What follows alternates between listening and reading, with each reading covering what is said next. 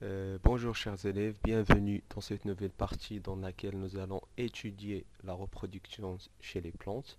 Alors nous avons vu la première partie dans le programme du tronc commun scientifique dans laquelle nous avons vu l'écologie, la sortie écologique, les différents facteurs qui peuvent influencer sur la répartition des êtres vivants. On a vu également les équilibres naturels et comment les activités humaines peuvent rompre cet équilibre. Alors dans cette nouvelle partie, la deuxième partie du programme, nous allons voir la reproduction chez les plantes. Alors comme vous le savez, l'homme a besoin, ou bien les animaux en général, ont besoin d'un partenaire sexuel mâle et femelle pour assurer leur reproduction.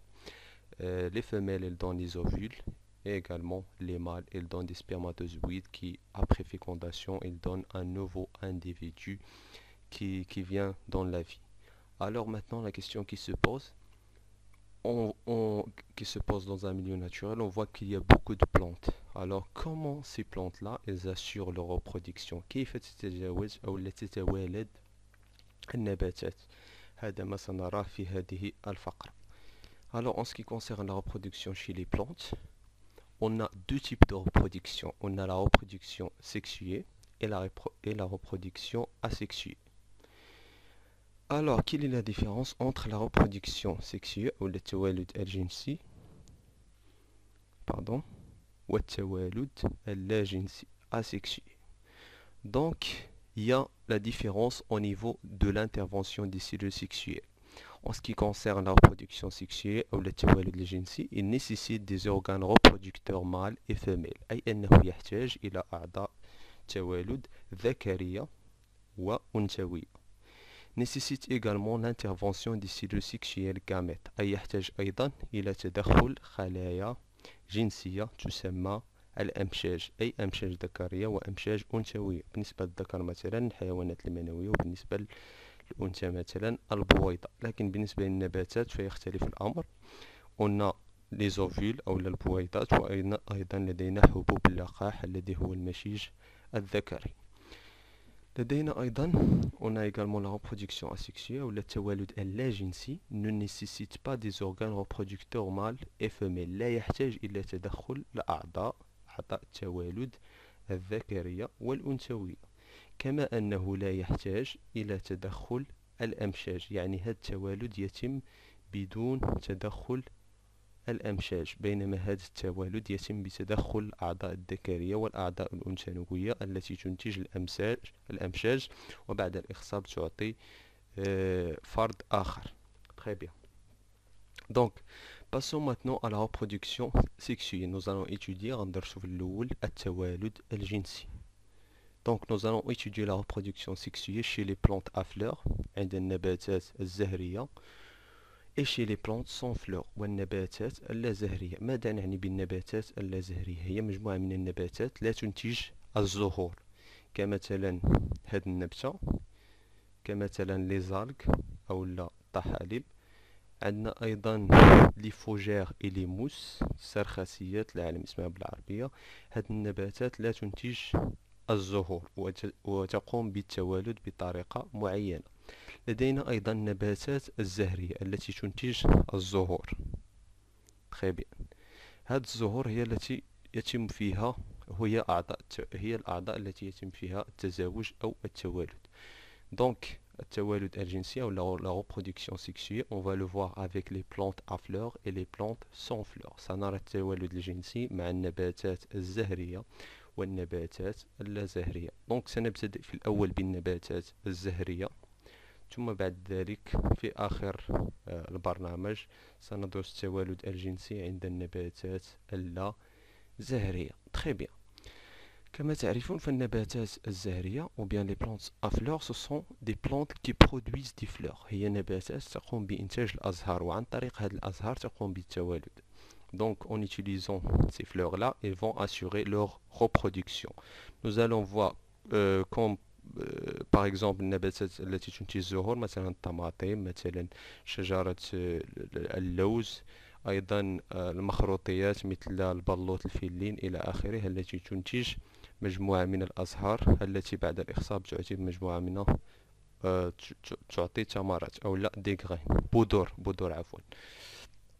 Très bien. Maintenant on passe aux plantes à fleurs أو النباتات الزهرية.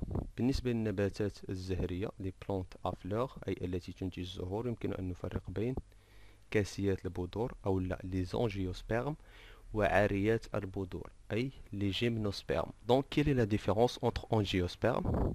ما هو الاختلاف بين angiosperme وجيمنوسبرم؟ الاختلاف بسيط في أنه عند كاسيات البذور، كاسيات يعني بذورها مكسية. مثلا هنا لدينا البذرة فهي مكسية بنسيج من من فاكهة معينة. هنا أيضا لدينا بذرة والخارج مكسي بفاكهة. هنا أيضا لدينا بذرة والخارج مكسي بفاكهة معينة. أيضا بالنسبة للطماطم البذور في الداخل، ولدينا فاكهة تحيط بهذه البذور. أيضا نفس الشيء بالنسبة للتفاح. أما بالنسبة لعاريات البذور فبذورها عارية، لا تدخل، ما داخلاش في لو فروي، ما داخلاش في الفاكهة الداخل، بحال مثلا التفاح كتلقى بذرة في الداخل وبرا كتلقى الفاكهة. لكن بالنسبة لعاريات البذور كنلقاو البذور خارجة، يعني ما دايرش بها شي فروي او لا شي حاجة اخرى. البذور عارية في اتصال مع الهواء، يعني غير محمية بفاكهة. دونك سنبتدئ بدراسة التوالد الجنسي عند كاسيات البذور أو لا ليزونجيو سبيرم. بعد ذلك سنمر إلى دراسة التوالد الجنسي عند عاريات البذور. دونك الذي يطلب منكم الآن هو التركيز على أنه سنقوم بدراسة التوالد الجنسي عند النباتات الزهرية في هذا المحور، وخصوصا في الأول سنقوم بدراسة التوالد الجنسي عند كاسيات البذور أو ليزونجيوسبيرم، وفي الأخير سنقوم بدراسة التوالد الجنسي عند عاريات البذور هي ليزونجيوسبيرم. Très bien. Donc, passons maintenant à l'exploitation de documents. Donc la reproduction sexuée ou le tawalud al-jinsi est un mode de reproduction des êtres vivants faisant intervenir des cellules sexuelles aux gamètes. التوالد الجنسي هو عبارة عن un mode، عبارة عن طريقة أو للتوالد عند الكائنات الحية، والتي تتطلب faisant intervenir تتطلب تدخل دي سيلول سيكسويل، تدخل خلايا جنسية وهي الأمشاج. أي أن التولد الجنسي يتطلب تدخل الأمشاج الذكرية والأمشاج الأنثوية. Chez les plantes à fleurs encore appelées angiospermes، عند النباتات الزهرية les angiospermes، elles se déroulent au sein de la fleur. هذا التوالد الجنسي عند النباتات الزهرية عند les angiospermes يكون il se déroule au sein de la fleur، أي يتم داخل الزهرة، qui est donc la structure reproductrice de ces végétaux. أي أن الزهرة هي بنية التوالد، هي la structure reproductrice، بنية التوالد عند هاد النباتات. أي أن هاد les angiospermes يقومون بالتوالد عن طريق الزهرة التي تقوم بإنتاج الأمشاج الذكرية والأمشاج الأنثوية. suite à la pollinisation عن طريق الأبر، أي التقاء، وهو عبارة عن عملية يتم فيها نقل التقاء الأمشاج الذكرية والأمشاج الأنثوية، التلقيح أو الأبر. سنرى بالتفصيل ما معنى لا pollinisation والطرق التي تتم بها هاد لا pollinisation، هاد الأبر. et la fécondation. Suite à la pollinisation et à la fécondation، نتيجة التلقيح أو الأبر والإخصاب، إخصاب يعني التقاء مشيج ذكري بمشيج أنثوي وتكون البيضة. et la fécondation se forment les graines، يعني بعد الأبر وبعد الإخصاب يتم إنتاج البذور des graines، مثلا بذرة التفاح، بذرة التمر مثلا، qui sont enfermés dans un fruit، qui sont التي renfermé dans un fruit، التي تكون داخل فاكهة معينة. كما شفنا بالنسبة للطماطم كتلقاو البذور ديالها في داخل ديال الفاكهة، داكشي علاش كيتسماو كاسيات البذور، لأن البذور داخل الفاكهة. Les graines peuvent germer lorsque les conditions sont favorables pour former une nouvelle plante. يعني les graines أو البذور يمكن أن تنمو peuvent germer lorsque les conditions sont favorables pour former de nouvelles plantes. يعني هاد les graines أو هاد البذور يمكن أن تنمو وتعطي نبتة جديدة عن طريق عندما تكون الظروف les conditions sont favorables. Les conditions أي أن الظروف مواتية pour former une nouvelle plante من أجل أن تنمو نبتة أخرى، وهذا هو التوالد. يعني يبدأ بإنتاج الأمشاج ثم عن طريق الزهور، ثم بعد ذلك لا بولينيزاسيون الأبر، ثم بعد ذلك الإخصاب، ثم بعد ذلك تكون البذرة، ثم بعد ذلك نمو البذرة التي ستعطي نبتة جديدة. مثلا هنا لدينا فلور دو بومي أو لا زهرة التفاح، زهرة نبتة شجرة التفاح أو لا نبتة التفاح التي تتكون من مجموعة من الأجزاء. Il se compose d'un ensemble de pièces.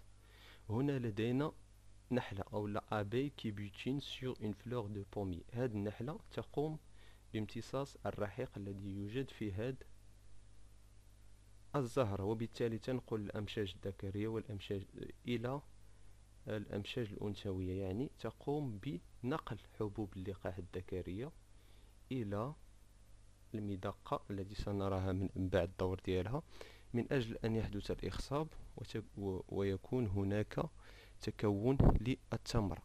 دونك لابي كي بوتين سور فلور دو بومي، هاد الانسكت أو هاد الحشرة هي التي تقوم بعملية اللقاح، وسنرى بالتفصيل كيف يتم ذلك في الأجزاء القادمة من الدرس. Très bien.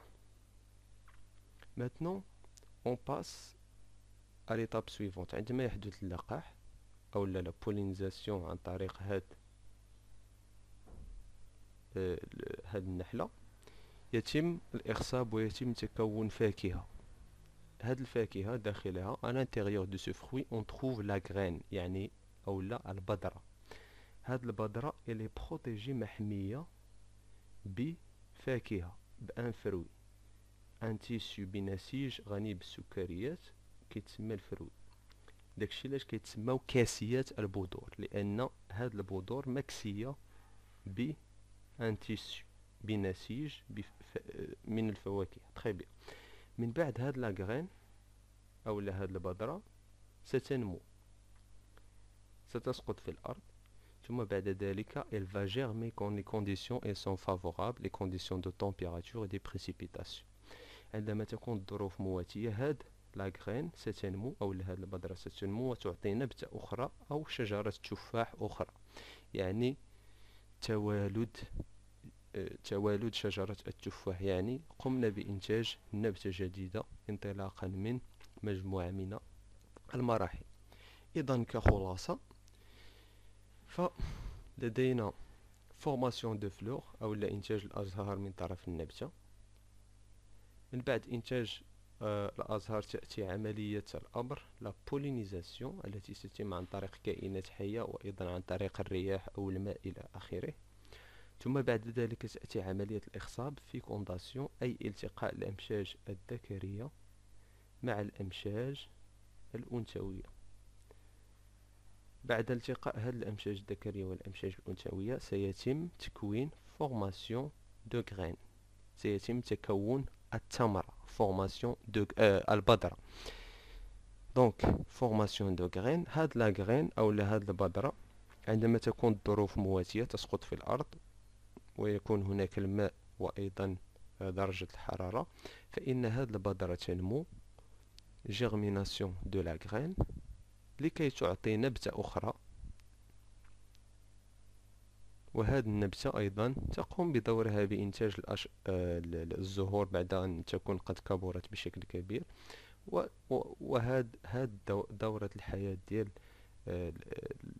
النبتة، لو سيكل دو في دو لا بلانت il va recommencer، سيبتدئ من جديد. يعني عملية توالد، فورماسيون دي فلور، بولينيزاسيون، فيكونداسيون، فورماسيون دو غرين، جيرميناسيون دو لا غرين، فورماسيون دو فلور، وهذا لو سيكل يبتدئ وينتهي ثم يبتدئ مجددا. لذلك يكون هناك التوالد عند النباتات، فهذا هو دورة حياة نبتة. Très bien.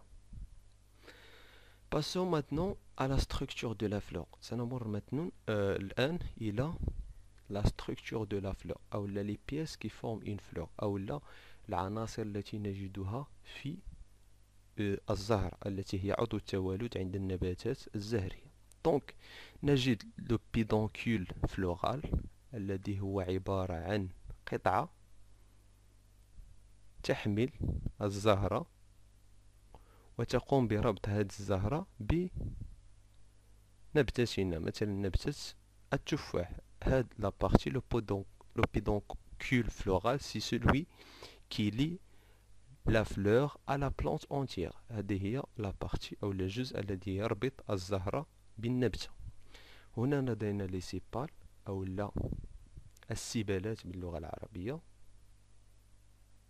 هي عبارة عن دي بيس قطع تكون مرتبطة بهذا البيدونكول فلورال، مرتبطة بالبيدونكول فلورال.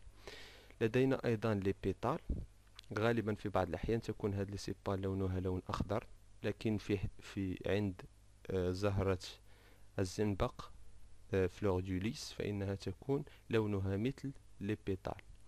لي بيتال وهي أجزاء أخرى تقوم بحماية الأجزاء التي تقوم بعملية إنتاج الأمشاز، هما لي بيتال.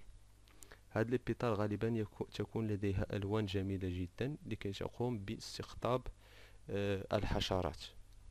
دونك لدينا لي بيتال أيضا كيكونوا فوق لي سيبال au dessus des sépales. Ensuite on a les étamines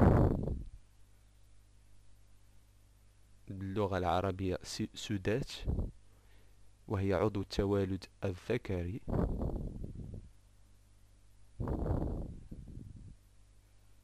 وأيضا عندنا لو ستيغمات أو لا عضو التوالد الأنثوي اللي هو هذا كامل، عضو التوالد الأنثوي لو ستيغمات أو لا المدقة، كتسمى أيضا باللغة العربية المدقة. عندما نقوم بتشريح هذه النبتة، هذه الزهرة، فإننا نقوم بوضعها هكذا، وضع مجموعة من تفريق عناصر الزهرة. لدينا في الوسط هنا بيستيل أو لا الميسم، هنا لدينا قلم الميسم لو بيستيل. هنا أيضا هذا عضو التوالد الأنثوي، وهذا عضو التوالد الذكري أو لا السودات. très bien. هذه سودات أخرى، un autre étamine، un autre étamine، un autre étamine، سودات أخرى، un autre étamine et un autre étamine، سودات أخرى أيضا. يعني عندنا مجموعة من الأسدية أي أعضاء التوالد الذكرية وعضو واحد توالد أنثوي الذي هو المدقة le stigmate. Donc très bien. Passons maintenant à l'étude de la structure de chaque organe de reproduction. Maintenant أو الآن سنذهب لمعرفة بنية هاد الفيتامين أو عضو التوالد الذكري. هنا عندنا عضو التوالد الذكري لزيتامين أو لا الأسدية، فبنيتها مكونة من أنفيلي خييط، وأيضا أنثير. أنثير هو أكياس اللقاح، أي داخل هذه الأكياس يتم إنتاج حبوب اللقاح. هنا لدينا أنفيلي أو الخييط الذي يقوم بربط أكياس اللقاح بالزهرة ككل. هنا عندنا هذا فيما يخص عضو التوالد الذكري، هذا عضو التوالد الأنثوي. Donc il est composé de stigmates، ميسم باللغة العربية. هنا عندنا قلم الميسم لو ستيل، قلم الميسم. وفي الأخير في الأسفل لدينا المبيض، وهو مكان إنتاج البويضات من طرف هذا العضو الأنثوي. يعني لدينا بالنسبة للعضو الأنثوي لدينا 3 أجزاء ستيغمات ميسم، ستيل قلم الميسم، وهنا لدينا مبيض. أما فيما يخص الأعضاء الذكرية فلدينا فقط رأس يسمى أنثير أو كيس اللقاح، ولدينا فيلي خييط. السؤال المطروح: كيف ستلتقي الآن الأمشاج الذكرية التي توجد هنا في كيس اللقاح بالمشيج الأنثوي الذي يوجد في المبيض؟ يعني هذا ما سنراه خلال هذا الدرس. سنرى كيف سيتم التقاء هذه الأمشاج، كيف سيتم إنتاج الأمشاج، وكيف سيتم التقاؤها وتكوين البذر. يعني كخلاصة، بالنسبة للنبتة لدينا أعضاء عقيمة أو لا دي بياس فلورال كي سون ستيريل، وهي لي بيتال، لي سيبال، لي بيدونكول فلورال، أي كتسمى أعضاء عقيمة لا تتدخل في التوالد. On a également des organes qui sont fertiles أو لا أعضاء خصبة تقوم بالإخصاب، هي لي زيتامين إي لي ستيغمات. هذا هو خلاصة مكونات الزهر. لدينا أعضاء لا تتدخل في التوالد كلي بيتال، لي سيبال، لي بيدونكول فلورال، ولدينا أعضاء تتدخل في التوالد، الأعضاء الذكرية لي زيتامين، والأعضاء الأنثوية لي ستيغمات اللي شفنا البنية ديالهم هنايا بالنسبة للعضو الذكري وبالنسبة للعضو الأنثوي. تخي بيان. دونك هذا فيما يخص جزء هذا الدرس.